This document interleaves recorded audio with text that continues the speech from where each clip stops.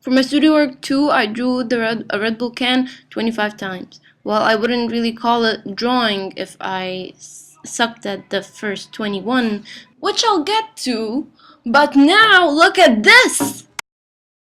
Red Bull started out in 1987 with the concept of flying as so awesome polka dots will fly off your tie. And that was the start of the flying idea for Red Bull. As I drew my Red Bull can, I thought, well, wouldn't it be awesome if I drew a melting Red Bull can like the clock in The Persistence of Memory by Salvador Dali?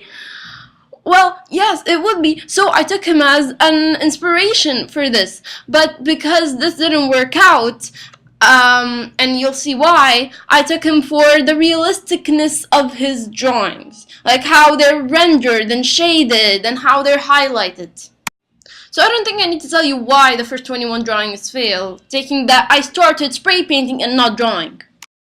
Oh, and when I started drawing a crush can since I was so perfect drawing an ordinary one. I got the shading wrong, I didn't do the highlights correctly, the proportions are absolutely terrible. Not to mention, I couldn't even draw the stay-on tabs. I got the proportions very wrong and the shading mixed it up. It's supposed to be bigger here, it's supposed to let out a bigger shade, it's not supposed to be flat.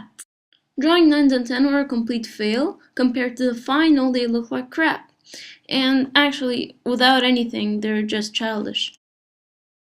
Well, for my 11th drawing, I practiced drawing the logo, and, well, even though it wasn't that good, well, I was getting there. And then, because obviously I was so good at drawing Red Bull cans, I tried drawing a broken one. And well, that didn't go so well because I ended up just coloring in the blue parts and that's not even shading. Well, it ended up looking like crap.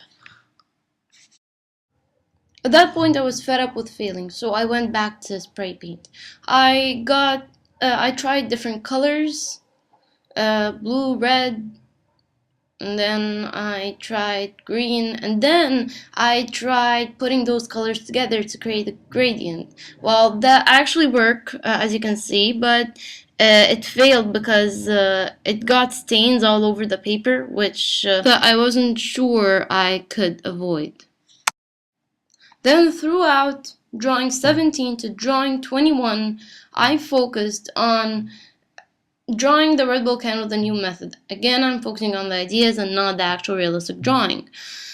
Well, it turned out interesting, but it sent out a strange message that, like, why was the bull crushing the Red Bull?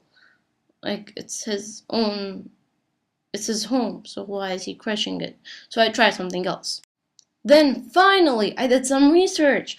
I got to know how to shade a cylinder, how to draw it, and ended up getting the proportions right. Then I started shading it more realistically. Now I can draw Red Bull. Then now I included the media. I started getting highlights. I started including the reflection of my laptop inside that Red Bull. And then I was ready to draw my final drawing, which I am very proud of. I got there, woohoo! I didn't think that it would turn out this good. Like, my friend actually thought that I printed some Red Bull cans out and glued them on there.